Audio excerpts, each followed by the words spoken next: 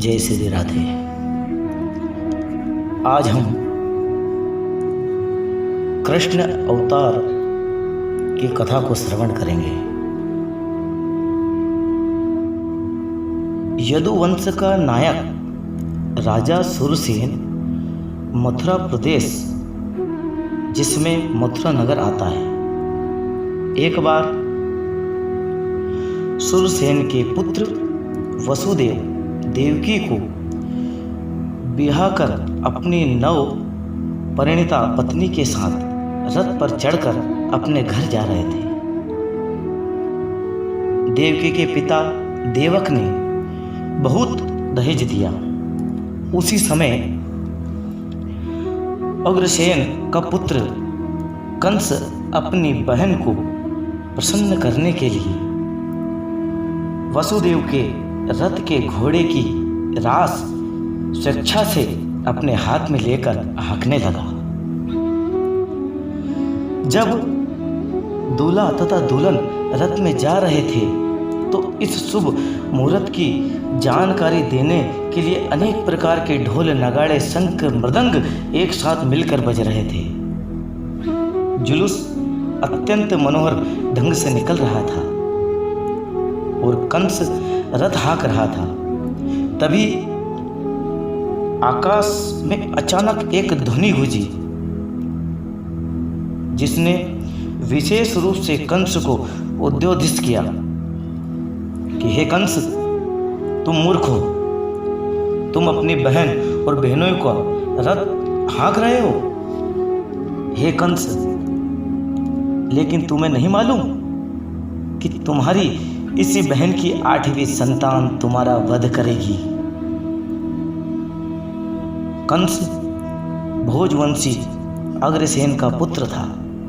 कंस ने आकाशवाणी सुनते ही देवकी के केस पकड़ लिए उसे अपने तलवार से मारना चाहा।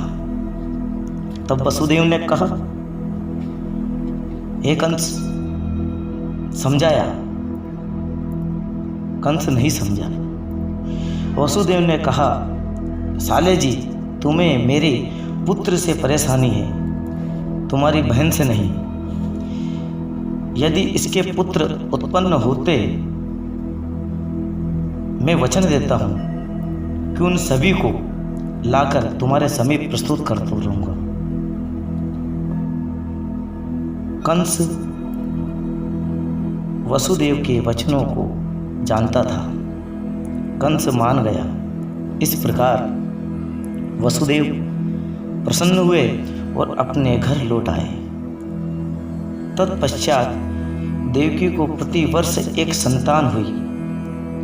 वसुदेव उस बालक को लाकर कंस को दे दिया जाएगा। वसुदेव ने व्यवहार से कंस संतुष्ट हो गए। वसुदेव ने अपने वचनों का पालन किया। कंस प्रसन्न हो गए। इस प्रकार बोलने लगा, हे वसुदेव, इस पुत्र को मुझे भेंट करने की आवश्यकता नहीं है। मुझे इस पुत्र से कोई खतरा नहीं है। मैंने सुना है तुम्हारा 8वां पुत्र मुझे मारेगा, तो मैं इस पुत्र को व्यर्थ में क्यों मारूं? तुम इसे वापस ले जाओ। वसुदेव कंस के व्यवहार से प्रसन्न हुए, लेकिन विश्वास नहीं हुआ। उसी समय कंस के पास महर्षि नारद आए। नारद जी अत्यंत उत्सुक थे कि जितनी जल्दी हो सके भगवान कृष्ण का अवतार हो। इस प्रकार नारद ने भिन्न भिन्न परिवारों में देवताओं के प्रकट होने की जानकारी दी। कंस तुरंत चौकन्ना हो गया।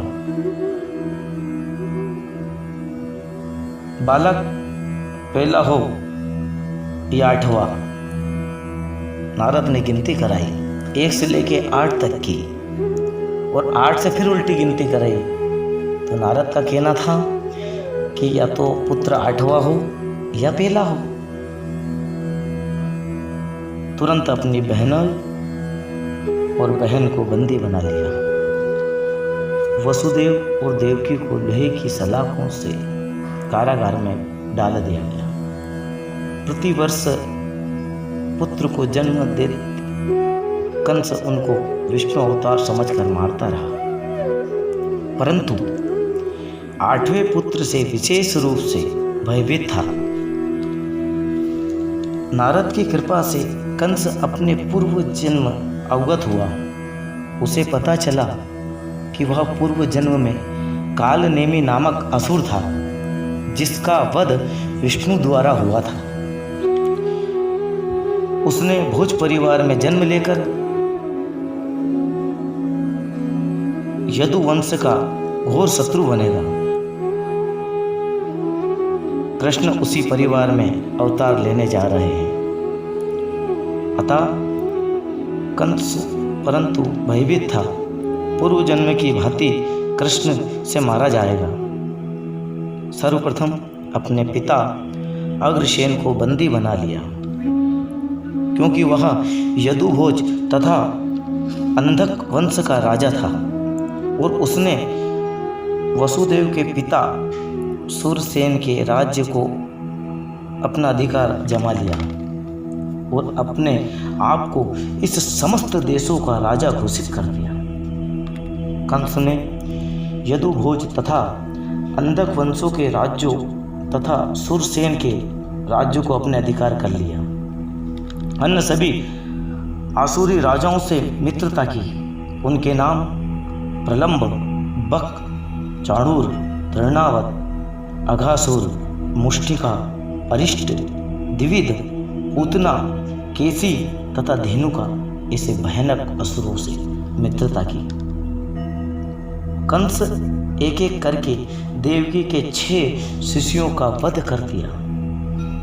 जैसे 6 बालकों का वध किया जब देवकी 7वीं बार गर्भवती हुई।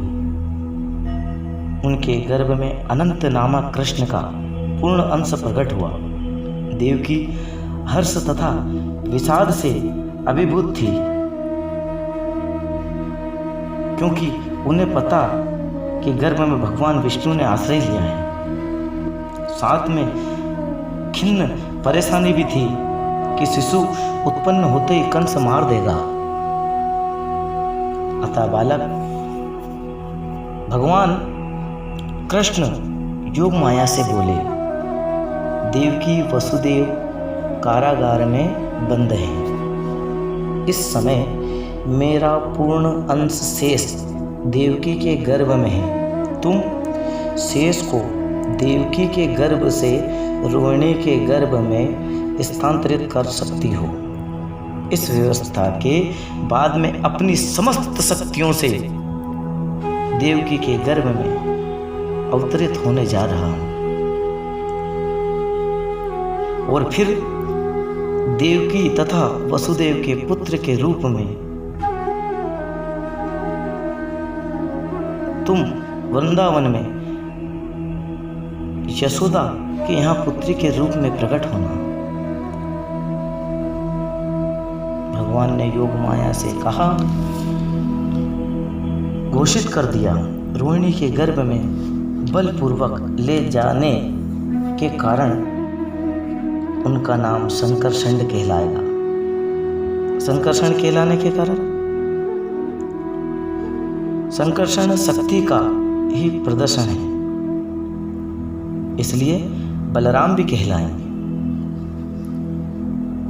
भगवान ने योग माया को इस तरह आदेश दिया।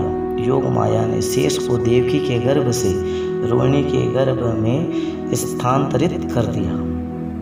जब ऐसा हुआ तो लोगों ने समझा कि देवकी का 7वां गर्भ विनष्ट हो गया है। इस प्रकार बलराम देवकी के पुत्र रूप में अवतरित हुए, किंतु रोहिणी के गर्भ में स्थानांतरित होने के कारण उनके पुत्र कहलाए।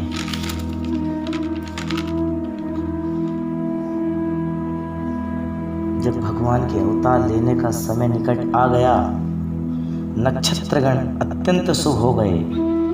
रोहिणी नक्षत्र जो फलित ज्योतिष के अनुसार शुभ माना जाता है, आकाश में शुभ नक्षत्र दिख रहे थे।